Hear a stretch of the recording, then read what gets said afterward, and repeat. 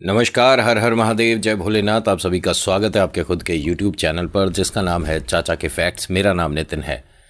मैं आज की कहानी जो आपको सुना रहा हूँ ये गाजियाबाद से है। ठीक है, कहती हैं कि नितिन भाई, किसी की ज़िंदगी में चमत्कार होने में कभी कभी जो वक्त लगता है, मैं एक ऐसा जीता जाता एग्जाम्पल हूँ, एक ऐसा उदाहरण हूँ जिसकी ज़िंदगी में बदलाव हर दिन हुए हैं, चमत्कार हर दिन हुए हैं। और जो कहते हैं कि वक्त लगता है, हो सकता है कि मैं लकी हूँ, इसी वजह से कन्हैया को सबसे पहले मैं दिख गई। इन्होंने जो बातें कही मुझे, देखिए छोटे बड़े कैसे भी चमत्कार जो भी आपको लगता है कि ईश्वर के द्वारा आपकी ज़िंदगी में हुए हैं, मुझे लिखिए। और Facebook, WhatsApp, Insta comment section कहीं भी भेज सकते हो। अभी फ़िलहाल चैनल का इंट्रो, फिर उसके बाद आकर कहानी शुरू करता हूँ। कहीं मत जाइएगा। हर हर महादेव।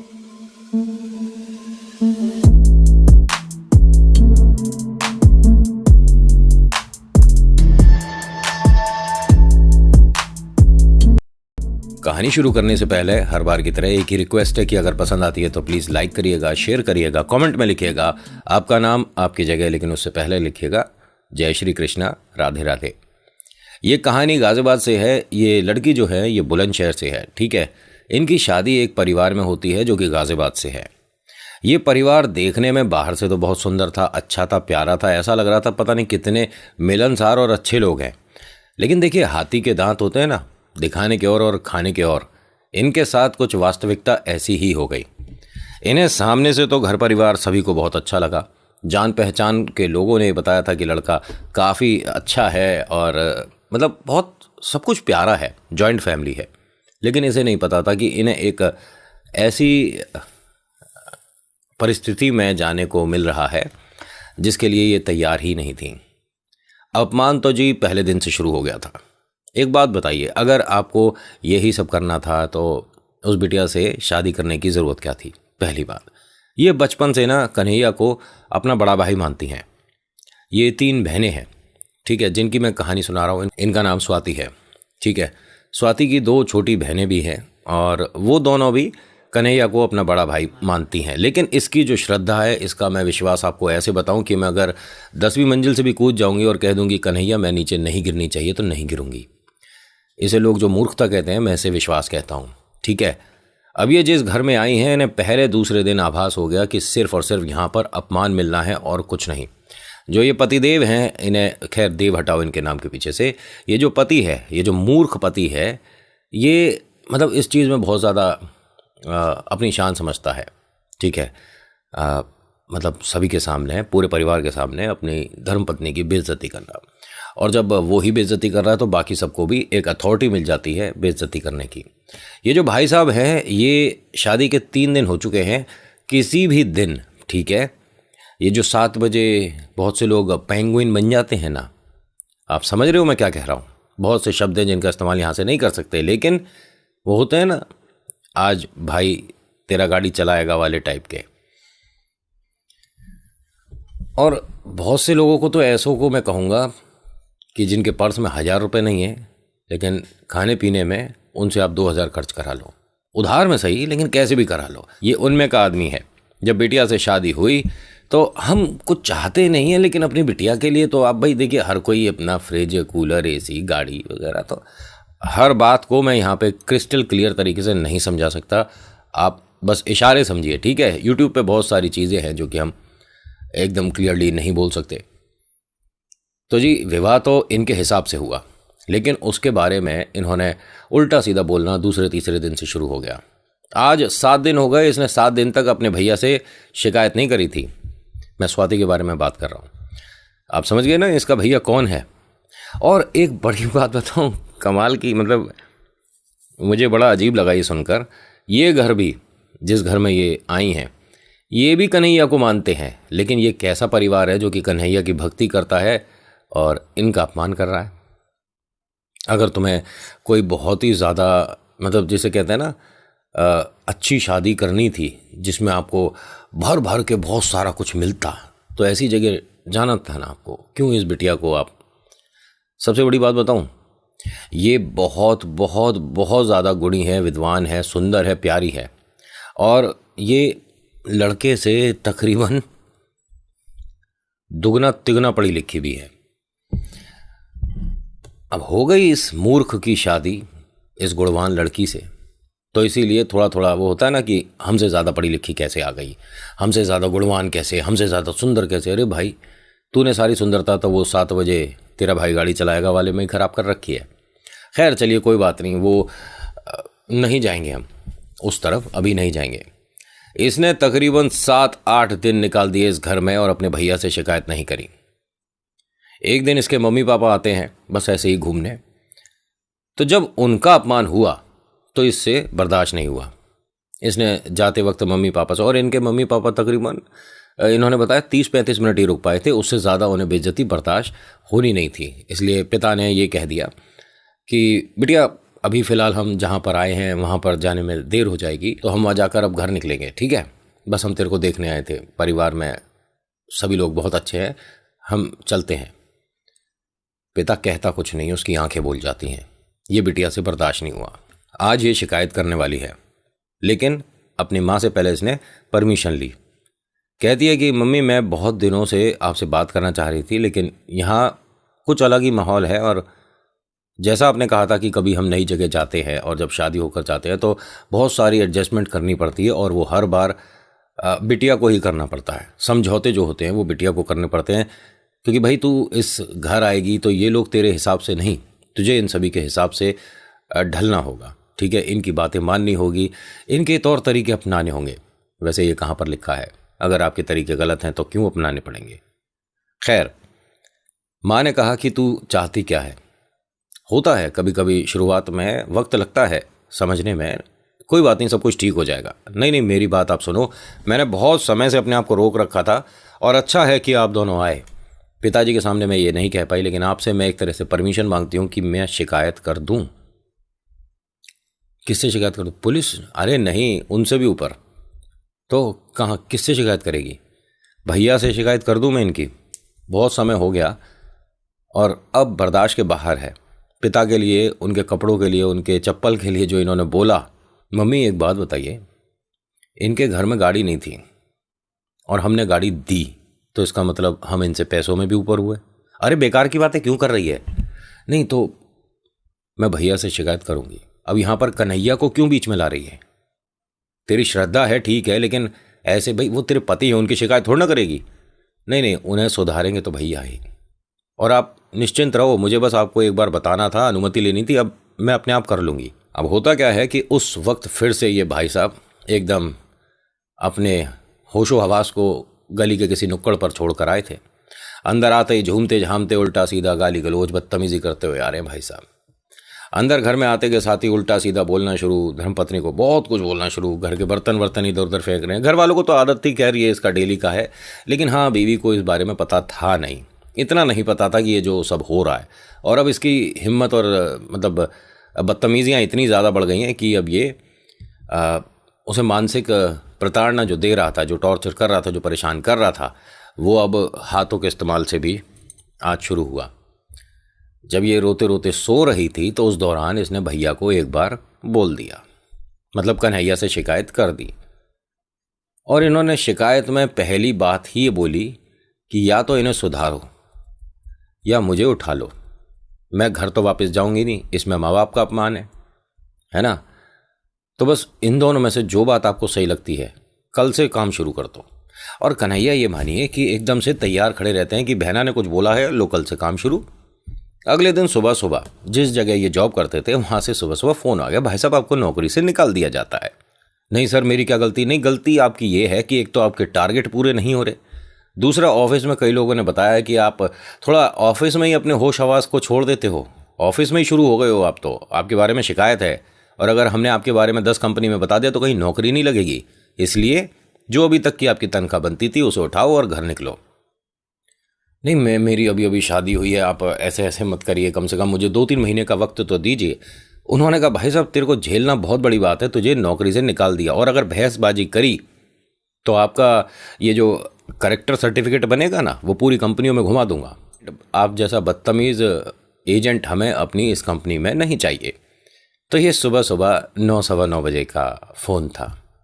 ये भाई साहब ऑफिस भी वैसे देर में ही पहुंचते थे, 11 साढ़े 11, टाइम तो इनका 9-10 के बीच का था, लेकिन आदत नहीं है ना। अपने आप को पता नहीं क्या ही समझ रहे थे। पहला झटका। अब दूसरी समस्या क्या हुई कि जॉब जाने की उसमें थोड़ी सी फ्रस्ट्रेशन में, थोड़ी परेशानी में इसने बड़े भाई से भी उल्टा सीधा बोल दिया। बड़े भाई के साथ इसकी इतनी बातचीत खराब हो गई कि उसने ये कह दिया कि या तो इस घर में ये रहेगा या मैं रहूँगा। ये बात बढ़ रही है। इसने तो कन्हैया से शिकायत करी थी, कन्हैया को सब कुछ ठीक करना चाहिए था, ये तो सब बिखरता जा रहा है। नौकरी चली गई, बड़े भाई से कन्हैया चाह क्या रहे हैं समझ नहीं आ रहा। बड़े भाई का साथ देते हुए, क्योंकि पूरे घर को एक तरह से वही चला रहा है, ठीक है। जो बड़ा भाई है इसके फैक्ट्री जो है उसी से घर में इस सुख सुविधा को आप देख सकते हो। माता पिता का ख्याल भी यही बड़ा वाला रख रहा है। और ये जो लड़का है ये मंझला है, ठीक है।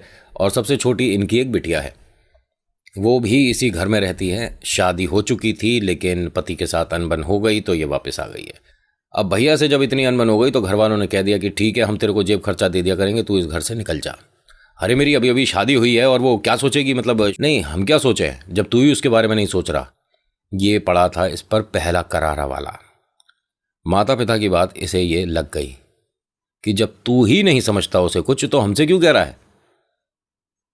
अब ये श्वेता इसके पास आती है और कहती है कि अरे आप शांत हो जाओ, कोई बात नहीं, हो जाता है, भैया से मैं माफ़ी मांगती हूँ, तू क्यों माफ़ी मांगेगी। इसने भाई ने मुझे जो बोला सबने सुना। मैं कह रहा हूँ कि मेरी अगर जॉब चली गई, मैं परेशान हूँ, तो मुझे क्या कहता है कि मेरी फैक्ट्री के बाहर गार्ड बनकर खड़ा हो जा, मैं गार्ड बनूंगा। तो फिर उसकी जो वाइफ है, तो भाभी ने ये कहा कि पढ़ाई लिखाई तो आपकी गार्ड लायक भी नहीं है कि आपको सिक्योरिटी का काम मिला है, लेकिन वो आप घर के हो ना, इसलिए भैया ने बोल दिया होगा। अब ये दोनों हंसने लगे। कभी कभी किसी के शब्द इतने परेशान नहीं करते जितनी सामने वाले की हंसी।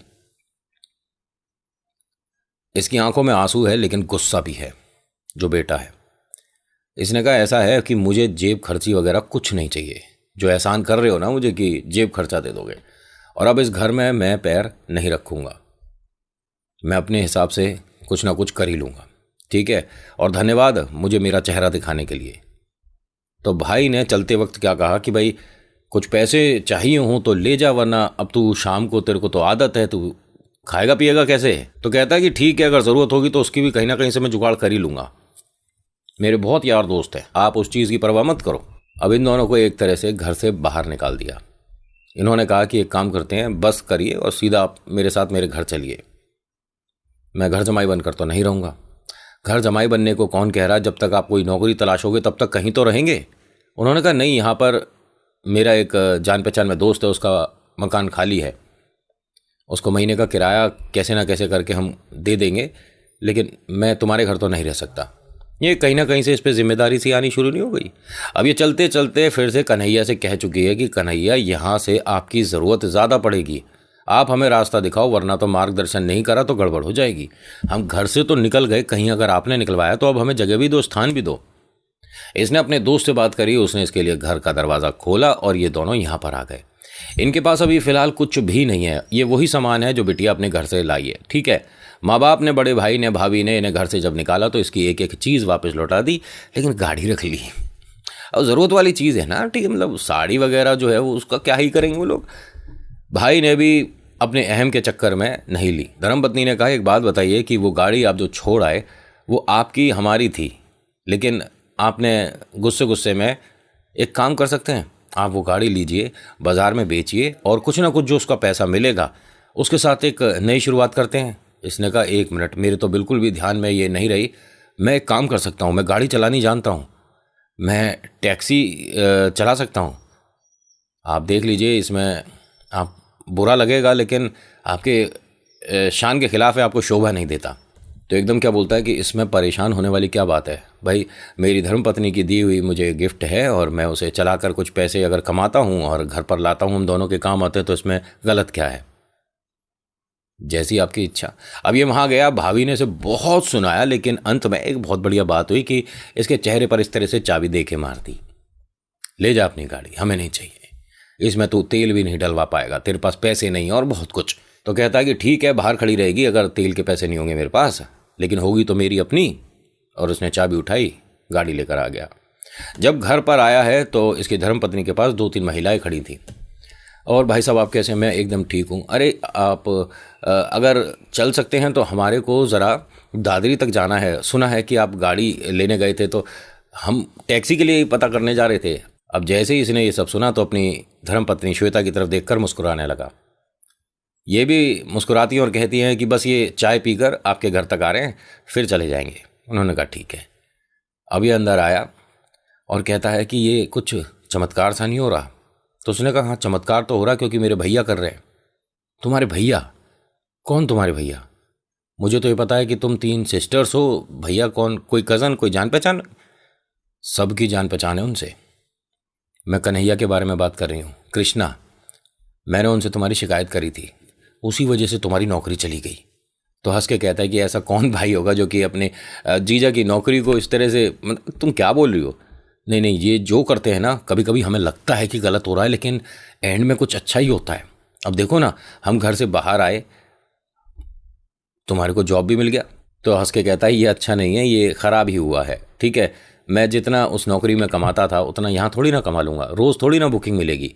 और इसे रोज़ मिल रही थी।